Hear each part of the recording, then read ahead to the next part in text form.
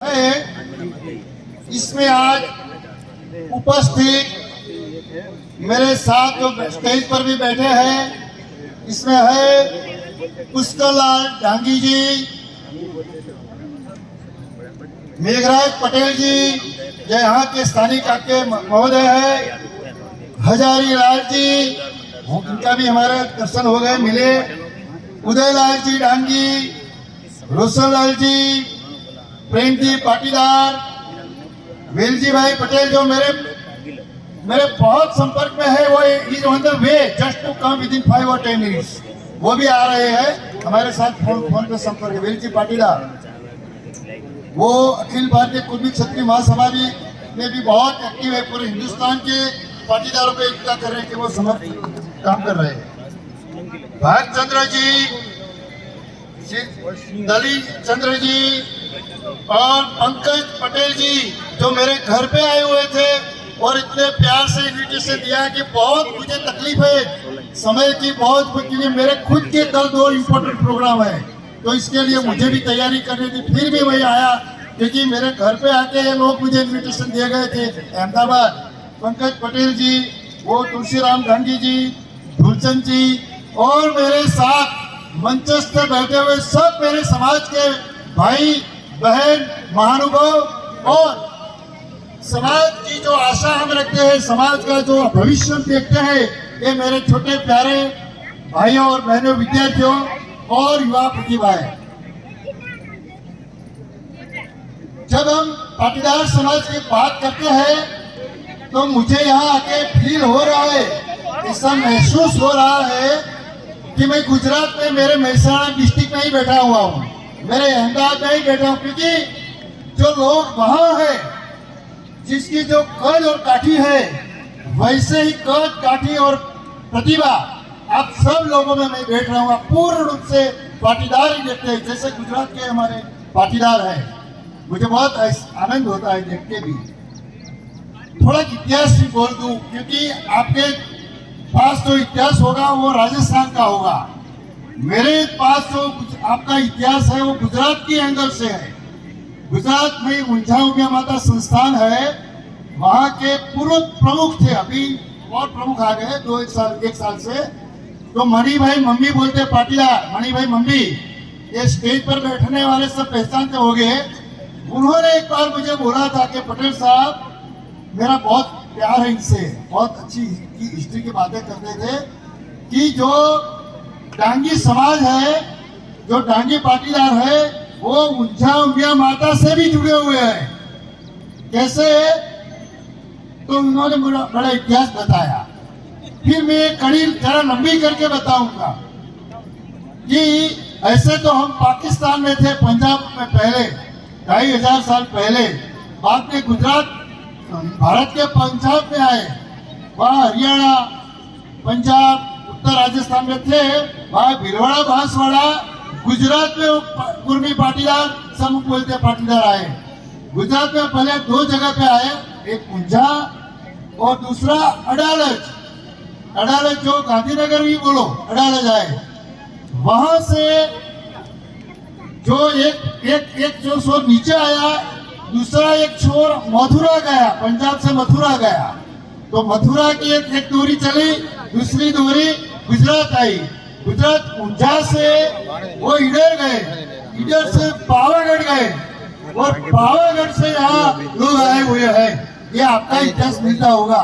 पावागढ़ से जो है वो डांगी पाटीदार, ये यहाँ का आपका मूल है, और पावागढ़ से और लोग आगे गए, विरमगाम स्टेट, बहुत राजा रजवाड़ा भी बने हुए हैं, वो वहां से पापली स्टेट के दरबार, वो भी पावागढ़ से आए हुए हैं। एक हिस्ट्री ऐसा बोलता है। दूसरा हिस्ट्री कि ये गुजरात, राजस्थान का जो दक्षिण भाग है वो, और वो मालवा प्रांत बोलते हैं, मालवा, वो भी एक हमारे सबका कल्चर एक ही है।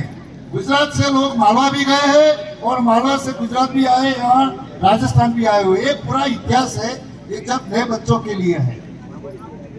तो ऐसे जब मैं डांगी समाज से, पाटीदार से मिलता हूँ, तो मुझे लगता है कि 2500-2000 साल से पिछड़े हुए मेरे ही ब्लड के जो लोग हैं, कड़वा पाटीदार, लेवा पाटीदार, आजड़ा पाटीदार, लालचूड़ा, काला चूड़ा, पीराणा पटेल, ये सब एक ही है। हम गुजरात में ऐसे 7 लोग हैं, 7 प्रकार के पाटीदार हैं।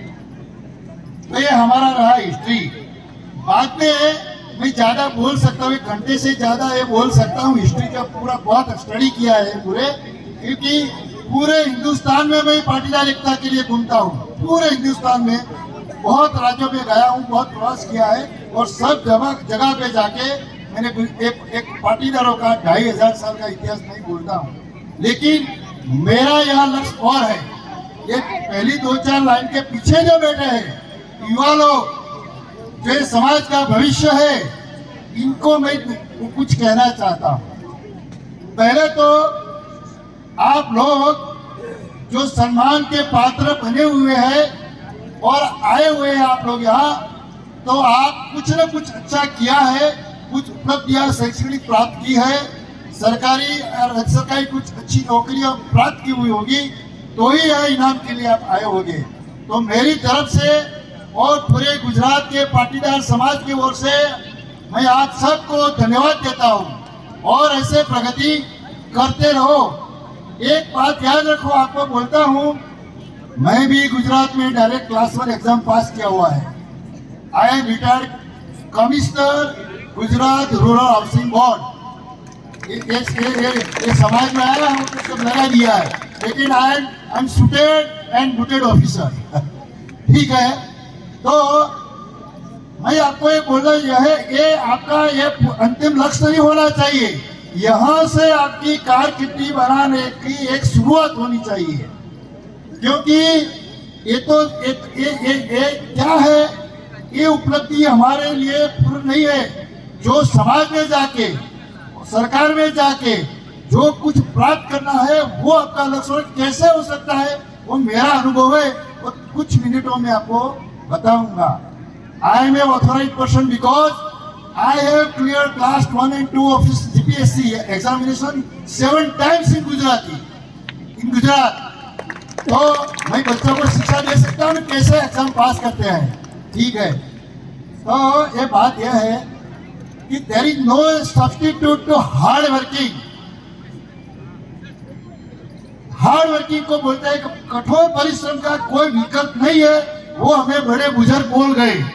हमारे पीढ़ियों ने कठोर परिश्रम किया, लेकिन खेतों में ही रहे। खेती बाड़ी से आगे नहीं है। आप सब लोग खेती बाड़ी से आए होंगे लोग, कि जो भी पाटीदार हिंदुस्तान में मैं जहाँ भी जाता हूँ, सब 100% खेती बाड़ी से ही जुड़े लोग होते हैं। हमारे पूर्वजों ने सदियों से हार्ड वर्क किया, लेकिन मजदूरी बने रहे और छोटी छोटी नौकरी करते रहे, आगे नहीं आए। Only hard work is not only way to success. What exactly required is smart working. एक हार्ड वर्क एक मजदूर करता है तो 100, 200, 300, 500 से ज्यादा मजदूर को नहीं मिलता है।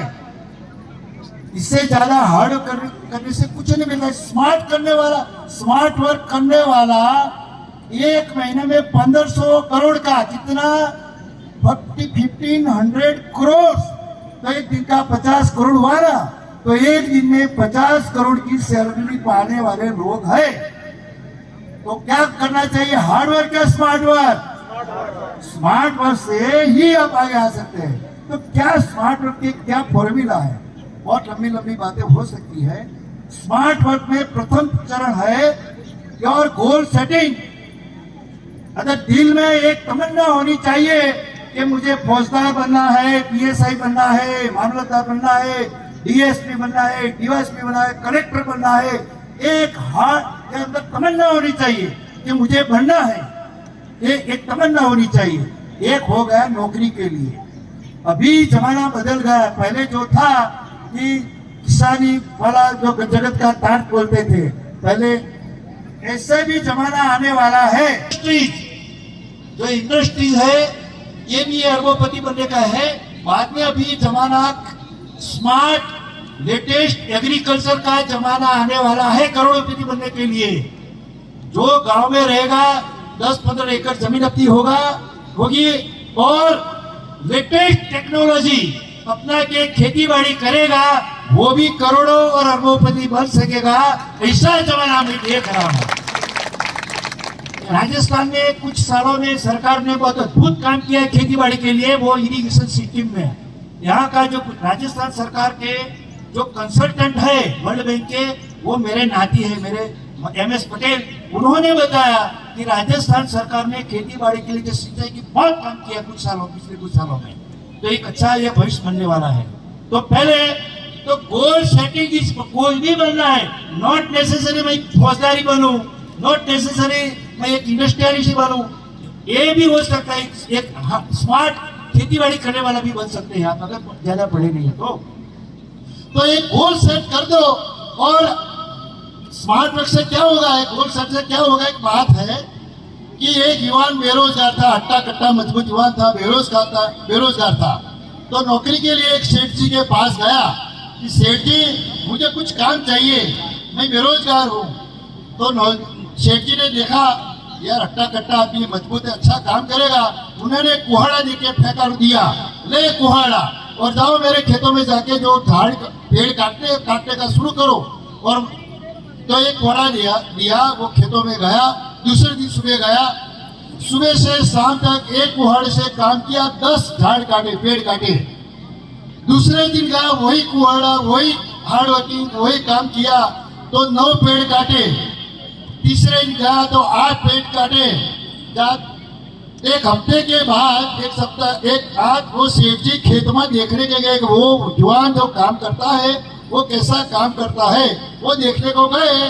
तो शाम को गए तो सुबह से वो पेड़ काटता था, तो एक पेड़ काट पाया था, एक ही पेड़। समझ गए क्यों? क्योंकि वो काम ही कर रहा था, इतना मगज नहीं अप्लाई कर रहा था कि मैं जो कुहाड़े से ये पेड़ काट रहा हूँ, इसकी धार तो ठीक करनी पड़ेगी ना। इसकी धार ठीक होगी तो ये हार्ड वर्क से वही होगा। वो आप मेहनत करेंगे, कुछ नहीं का स्मार्ट वर्किंग है, गोल सेटिंग से फिर आगे बहुत से स्टेप है। ये एक स्टेज नहीं है बात करने के लिए। फिर अपने दिमाग में ये रखो कि मैं कुछ करना चाहता हूँ। दूसरा, ये फॉर्मूला जगत में कोई नहीं सिखाएगा, अपने ही लिए जो आगे आने वाले लोग होते हैं कि मैं आगे आ जाऊं, मैं कुछ कर दूं, वो लोग जिंदगी में अंत में सुखी नहीं होते हैं। मैं आ गया हूँ, मेरा परिवार आ गया है, मेरा समाज आ गया है, मेरा देश आ गया है, ऐसी भावना से काम करेंगे तो ही ये स्मार्ट वर्क का पार्ट है। क्योंकि अपनी विभावनाएं बहुत बड़ी हो जाएगी और आपका वो चारित्र अच्छा बनेगा, प्रतिभावान बनेंगे। जो दुनिया की सोचता है वही आगे आता है। तो ये 2 फॉर्मूला अभी देता, बाद में कोई टाइम मिलेगा बात करूंगा। फिर से मेरे नाती भाई पीछे इतने अच्छे चमकते चेहरे देखता हूं तो बहुत अच्छा लगता है। तो जो लोग आज अपने यहाँ आके अपने जो सम्मान लेने वाले फिर सबको मेरी ओर से खूब खूब धन्यवाद और ढेर सारी शुभकामनाएं। धन्यवाद। बहुत अच्छा पटेल साहब ने ऑल राउंड डेवलपमेंट की बातें हमने कही।